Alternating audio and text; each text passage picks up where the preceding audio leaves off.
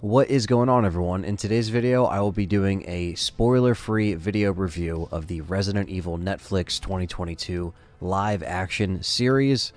And if you want a more in-depth review, that is going to be on the Let's Talk Resident Evil podcast, where I go through it episode by episode and kind of talk more about it. And of course, I'll be discussing spoilers there as well. So enjoy this spoiler-free review. So let's be clear here that this is in its own universe, separate from the games. This show does reference events of Resident Evil and characters within the lore, but it doesn't take place within our game's timeline, so please don't let them confuse you or other people online. This is where normal fans may have zero interest in this series because it doesn't have anything to do with the actual games, and if you're already feeling that way, then you may not like this. So the story here follows two different plot lines that it jumps back and forth to. 2022 and one in 2036, 2 different years. Usually referred to as before the end and after the end. The past timeline is in 2022 with young Billy and Jade Wesker, who are the children of Albert Wesker. This Wesker is getting a spot in the new Umbrella Corporation ran by Evelyn Marcus. They move right into the Umbrella community in the new Raccoon City, where they control pretty much everything like they normally do, and we see them grow up in this environment leading up to the outbreak, establishing the Wesker children even more. That brings us to the present timeline in 2036, which is taking more of a post-apocalyptic approach where the world is scattered. So in this show, there's about 300 million survivors left on a ratio to 6 billion zeros. That's what they call the zombies in this show, zeros. So the ratio to that is obviously due to the fact that this is on a wider scale than we've seen it before. Umbrella in this plot point is controlling more than ever, and they are also hunting Jade Wesker. So those are the two timelines that it tries to fill in, especially with new characters and the Wesker family. It goes back and forth to tell the story. Now I want to get into a couple of the positives that I have with this series. The first thing I wanted to bring up was the acting. I thought the acting was very well done, especially for a Netflix show. Sometimes a lot of the Netflix shows can kind of get a bad cast or maybe not have everyone actually bring in their A game, but it looks like that with this, the main actors at least did a really good job to at least try to keep you invested. Not saying all of it worked. I'm not saying all the characters and all the writing and all the actors did a good job, but most of them did, and I thought that that was something that I definitely had to write down when taking notes for this. So I thought for what they had, they did a good job. Another positive I wanted to bring up was the sets and locations. I thought they did a good job with choosing where they wanted to shoot, and I know that Netflix obviously gave them more than enough budget to have at it and make up all of this new landscapes and all of the new areas that we've never seen before, because it's not repeating anything from the game, so it is showing you stuff that's new. Obviously places that actually exist, like London. You have places like Mexico, places like that that are depicted in this post-apocalyptic rebuilt world. So to see some of that stuff, it didn't look like it was cheesy or fake or anything. It looked like they actually did put some money behind the sets. Now, there was a lot of action sequences in here where the action really went up and the gunfire and everything was really at an all-time high. And at that point, the camera work was very well done. The action scenes were very smooth. And I thought everyone did a really good job with, making everything look realistic in those little moments. There were very few and far between, but when they did happen and everything got really intense, they looked pretty well done. Not all of them were, again, memorable or anything like that. I wouldn't say a lot of the stuff had a lot of memorable material, if any. I also think the effects just look okay. I think some of the monsters and the BOWs look better than others, but, I thought the spider looked good, the liquor looked good, and obviously the zeros. But, there's some other things where I'm like, it just kind of looked a little cheesy, or it could have looked better. Obviously, I don't want to give a lot away, but, we saw some of that in the trailer, so I'll keep it to that. All right, so let's get into the negatives here. The thing is with the series is the writing. It's something that is constantly bugging me throughout the 8 episodes that we got. It had a hard time going back and forth between timelines, which tried to even out the characters and fill in the gaps of 14 years. Now, there are times where there's a lot happening, and then there's times where nothing's happening at all. Batches of new characters, some related to characters that fans are supposed to know, but we really don't care about them when it comes out that they're related to them, even though they really try to make people care. it was very hard to get invested into these characters, and especially when they threw in the new enemies, it just didn't really work, and I kind of fell flat. And I really wish that they kind of focused more on the flashbacks, because there's times where they flash back to a certain time, and just when you think they're going to make a reference or bring something in that actually has any kind of relation to the game, they don't really do it.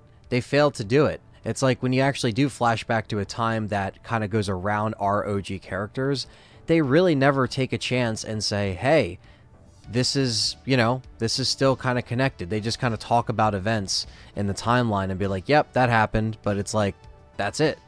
Another problem I have with the writing here is that it tries to be trendy and hip to 2022 with the lingo and the slang. They want to mention Facebook, Google, all these rich people. They want to talk about the C virus. And I'm not talking about the RE6 virus that Simmons had. You know what I mean, and I think you do.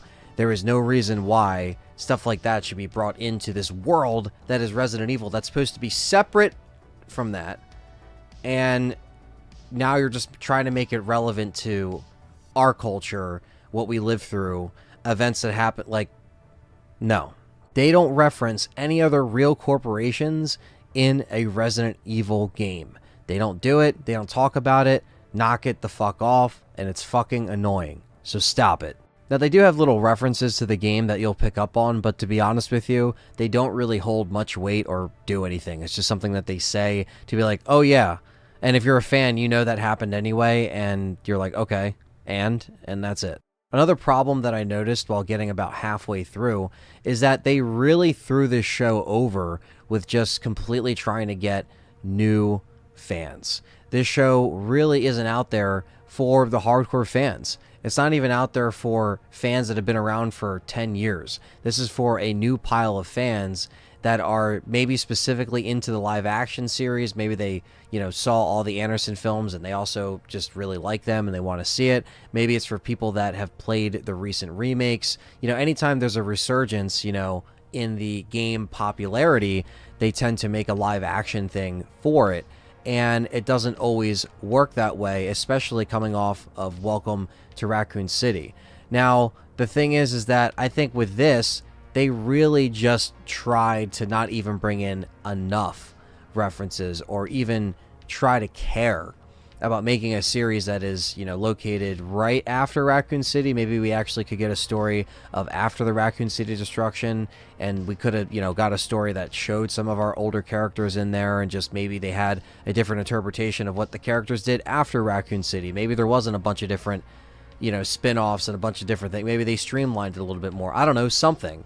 I don't really know who was asking for a brand new universe and world and for them to try something different.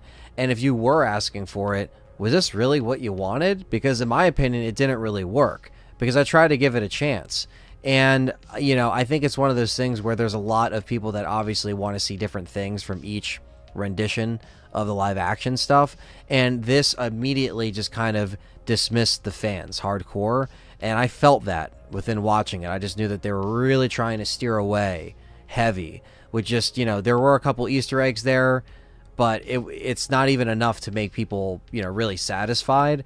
It just kind of feels a little lost at times. The balance of keeping older fans happy should have been considered more. And I know they said that in the promotion and the press release, but they always say shit like that until it comes out and you realize, oh shit, they actually didn't really care about X, Y, and Z. So yeah, I thought they just kind of took this new script, this new idea, ran with it because they wanted to do more of their own thing. And that's why everything is really different, with very little hints to the games and what was, old Raccoon City or old Raccoon lore. Another thing that really pissed me off was that they chose the running zombies, or running zeros.